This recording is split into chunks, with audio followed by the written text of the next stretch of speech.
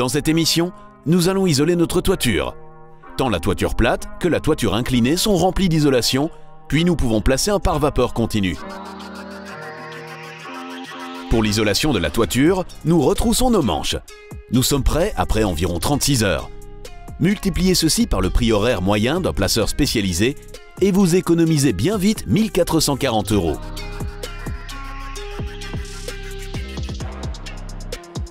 Là où la toiture inclinée et la toiture plate se rejoignent, nous avons dû choisir par nécessité une construction pareille au système de toiture froide. Une toiture froide veut dire en fait que vous n'avez pas la possibilité de poser l'isolation par-dessus la toiture, ce qui est naturellement toujours le meilleur choix. Mais nous avons donc dû choisir d'insérer l'isolation entre les poutres. Et pourquoi l'avons-nous fait? Parce que nous avons une ligne continue entre l'isolation de la toiture inclinée, qui se trouve donc entre les poutres, et l'isolation de la toiture plate, qui se trouve aussi entre les poutres dans ce cas-ci. De cette manière, vous n'avez pas de pont thermique dans cette transition et vous pouvez aussi placer le pare-vapeur très ajusté à l'intérieur. Pour pouvoir isoler, nous devons amener notre matériau au second étage. C'est pourquoi nous prévoyons un monte-matériaux qui nous permet de tout apporter en haut de façon rapide et sûre. Dans la phase préparatoire de la construction, les directives pour l'isolation de toiture avaient déjà été déterminées. L'architecte l'a fait en concertation avec le rapporteur PEB, de telle sorte que nous atteignions le niveau énergétique exigé.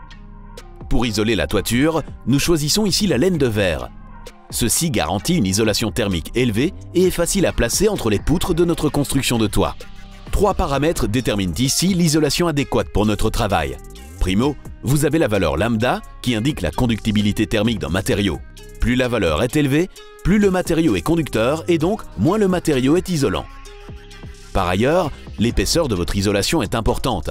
Il est évident qu'une couche plus épaisse assure une meilleure isolation. Enfin, nous devons aussi examiner la valeur R. Ceci indique la performance thermique d'une couche de matériau. La valeur lambda et l'épaisseur de la couche jouent également un rôle. Plus la valeur R est élevée en définitive, moins la chaleur peut s'échapper et plus le matériau est isolant. En d'autres termes, votre valeur lambda doit être la plus petite possible, tandis que l'épaisseur de votre isolation et la valeur R doivent être les plus élevées possibles. Nous commençons par la toiture plate. Pour pouvoir couper notre laine de verre, nous devons d'abord mesurer la distance entre les poutres. À l'aide de cette mesure, nous pouvons couper nos bandes à la bonne dimension. Il vaut mieux prendre 1 cm en plus, de telle sorte que l'isolation sera bien coincée entre les poutres. Pour pouvoir couper facilement, vous reportez la bonne largeur sur l'emballage proprement dit. Puis vous coupez l'isolation sur la ligne tracée avec un couteau pour isolation. Vous avez d'emblée raccourci une bande complète à la bonne dimension. Ici, nous travaillons avec une laine qui est écologique et provoque moins de démangeaisons. Toutefois, il est préconisé de suivre les instructions de sécurité sur l'emballage pour éviter les désagréments par la suite. Des lunettes, un masque buccal, des gants et de longues manches peuvent vous épargner bien des démangeaisons. Après avoir réalisé l'isolation à la bonne dimension, tant en longueur qu'en largeur, nous pouvons commencer par remplir la toiture.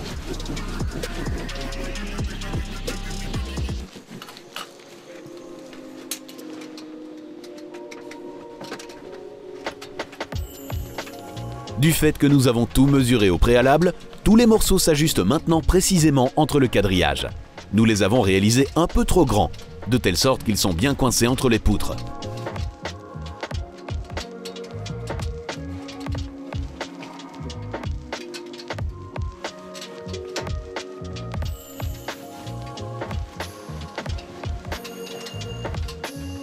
Il s'agit ici d'une partie de toiture séparée. Nous pouvons donc aussitôt suspendre le pare-vapeur à sa place. Cette membrane plastique protège l'isolation de telle sorte que l'humidité de l'air ne peut pas influencer les valeurs isolantes. Nous faisons le montage avec une bande autocollante double face livrée par notre fournisseur d'isolation.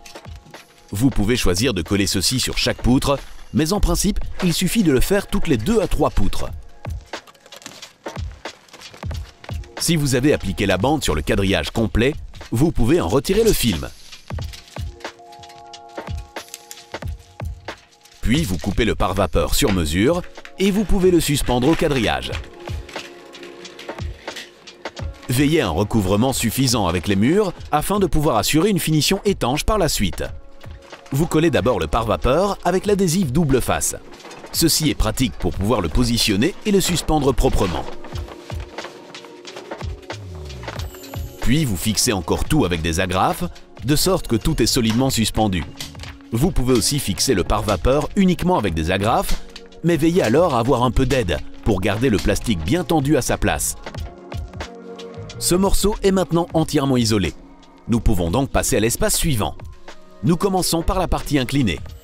Ici, nous devons travailler en 2 couches, car la couche d'isolation qui doit venir est plus épaisse que l'épaisseur de nos chevrons. Nous commençons par une couche de laine de verre de 60 mm. Ceci est la même épaisseur que celle de nos chevrons. Nous coupons ici l'isolation en morceaux selon l'épaisseur du rouleau.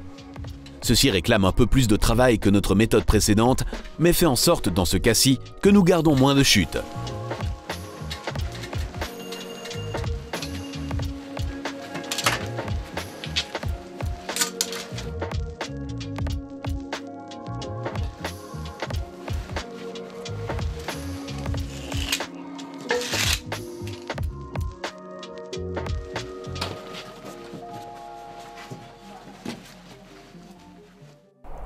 Donc voilà, pour le plafond, on est en toiture plate, on va isoler avec de la laine minérale de 20 cm.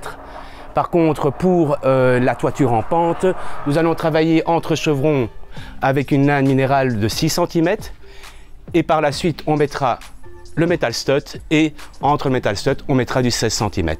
Au total, nous aurons une épaisseur d'isolation de 22 cm dans notre toiture inclinée, ce qui est certainement suffisant pour atteindre notre niveau E postulé.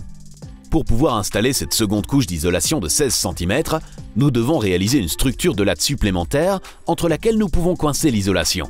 Vous pouvez le faire de 2 manières. Soit vous travaillez avec des planches de volige, vous les fixez sur les pannes ou les chevrons.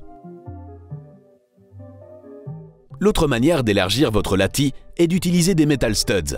Ceci est la méthode que nous utilisons ici. Le placement des metal studs exige un peu plus de travail, mais procure une base solide sur laquelle nous pouvons fixer plus tard notre couche de finition en plâtre enrobé. Nous devons joliment placer les profilés dans un seul plan. Ceci est important, de telle sorte que nos plaques de plâtre sont aussi immédiatement droites plus tard. Si nous y consacrons directement un temps suffisant, l'alignement de nos plaques ne nous réclamera pratiquement pas de travail ensuite. Avec une corde de maçon, nous allons déterminer notre plan. Nous la tendons en diagonale entre les pannes afin de pouvoir utiliser ceci comme référence lors du montage des profilés métalliques.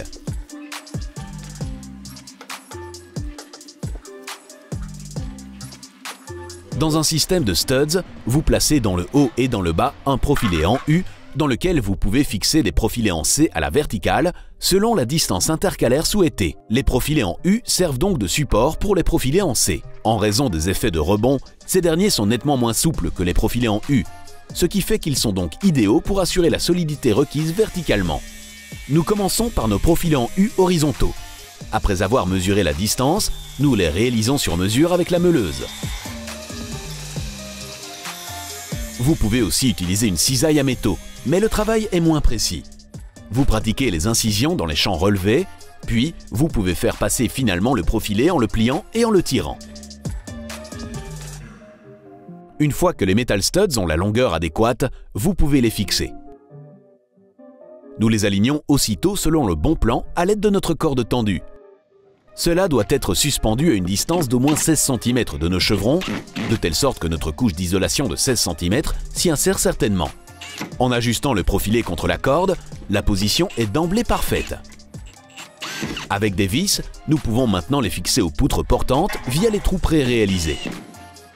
Une aide est ici indispensable pour garder les studs dans le bon plan.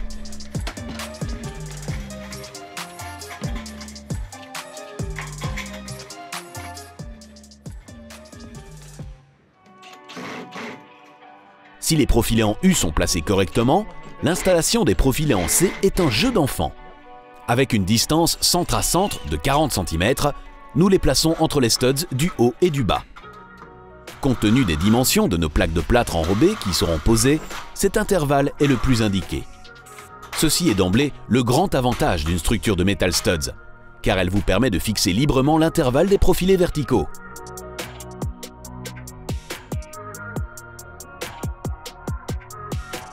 En reportant d'abord les distances, nous pouvons positionner correctement tous les profilés en un seul mouvement. Notre corde garantit ici un contrôle supplémentaire. Et si les studs verticaux y sont bien ajustés, tout est bien positionné et nous nous situons dans un même plan. Avec l'équerre, nous contrôlons ensuite que notre structure verticale est précisément perpendiculaire. Nous fixons les profilés en C aux profilés en U avec le fer à friser MS. Celui-ci pousse un trou à travers les deux étais, ce qui les relie l'un à l'autre. Une autre option consiste à les fixer ensemble avec des vis adaptées. Le seul inconvénient est que les têtes de vis dépassent et pourraient être un obstacle lors du montage de nos plaques de finition. En tout cas, veillez à contrôler aussi bien dans le haut que dans le bas que tout est joliment perpendiculaire avant de fixer de façon définitive. Dès que votre structure est parfaite, vous pouvez y insérer l'isolation. Mais pour cela, vous devez naturellement d'abord retirer la corde.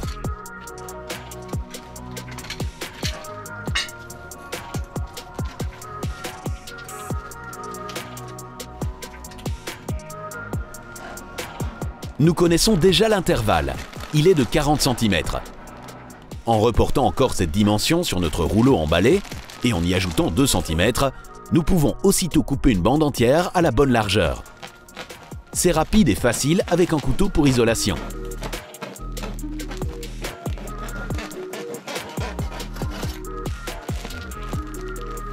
Les morceaux de laine de verre s'insèrent maintenant parfaitement entre notre structure de metal studs.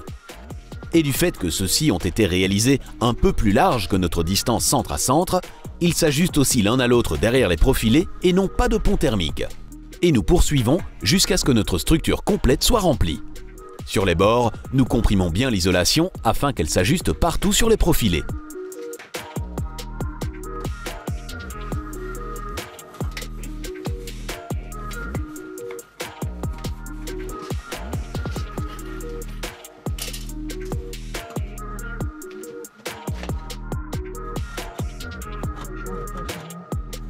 Maintenant, nous pouvons prévoir la rangée de metal studs suivante. Nous devons les réaliser spécialement sur mesure, car ici vient l'ajustement au toit plat. En pratiquant un évidement dans le métal, nous créons un rabat que nous pouvons fixer à notre quadrillage.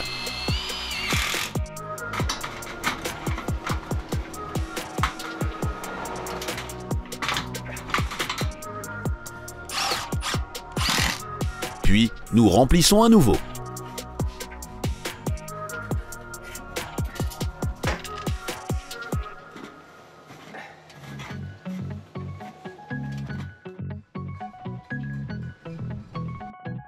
Et quand la toiture plate adjacente est aussi entièrement remplie d'isolation, nous pouvons suspendre le pare-vapeur. Pour nos profilés métalliques, il est nécessaire de bien placer notre adhésif double face, car ici, les agrafes ne sont pas possibles pour la fixation, tout doit donc être particulièrement bien comprimé.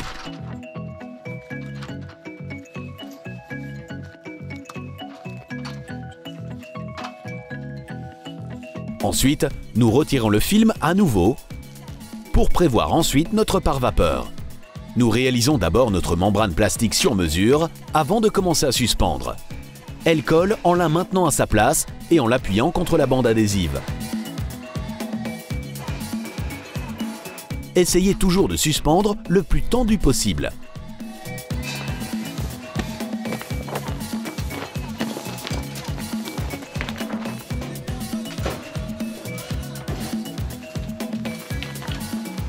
Puis, vous pouvez encore mieux fixer à la construction en bois par des agrafes en guise de renforcement. Du fait que nous utilisons une construction de toiture froide et que nous isolons donc par l'intérieur, notre pare-vapeur peut se prolonger de notre toiture plate vers notre toiture inclinée, sans interruption. De cette manière, nous n'avons pas de pont thermique et nous créons une seule enveloppe isolante.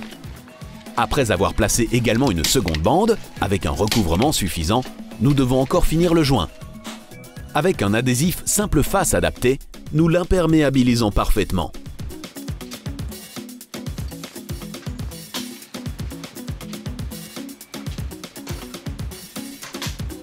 Et là où la membrane s'ajuste au mur, nous assurons une étanchéité supplémentaire. Nous le faisons avec une colle d'étanchéité élastique.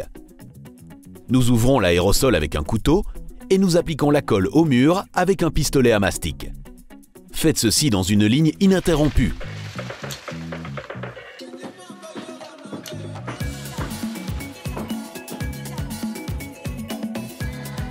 Appuyez ensuite le pare-vapeur contre et dépliez-le bien afin que cette connexion soit aussi entièrement fermée. Pour terminer, nous devons encore réaliser un dernier accord, à savoir celui à l'endroit où le pare-vapeur doit se placer autour du piquet d'appui. Nous prenons une échelle pour bien atteindre le point. Un rabat de pare-vapeur supplémentaire est d'abord nécessaire ici pour recouvrir entièrement l'isolation.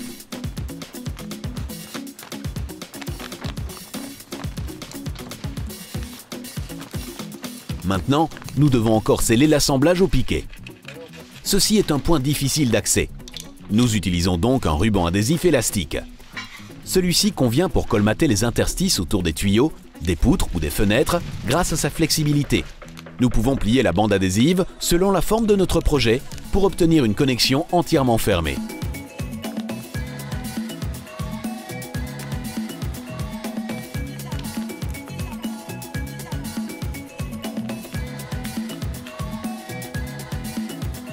Pour terminer, nous devons aussi isoler entièrement le dernier espace. Nous remplissons notre structure de laine de verre selon la bonne épaisseur, à savoir 20 cm dans la toiture plate et au total 22 cm dans la partie inclinée. Et puis, nous plaçons le pare-vapeur. Là où les bandes se chevauchent, nous collons le ruban adhésif, ceci pour bien colmater les joints. Et avec une colle d'étanchéité élastique, nous veillons à nouveau à ce que l'ajustement avec les murs soit entièrement étanche à l'eau. Nous en appliquons suffisamment, de manière à pouvoir l'étaler dans une ligne ininterrompue.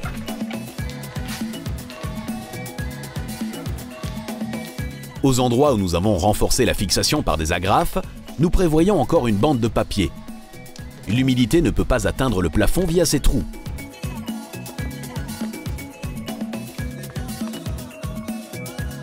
En plaçant entièrement notre isolation nous-mêmes, nous pouvons économiser quelques 1 440 € dans cette émission.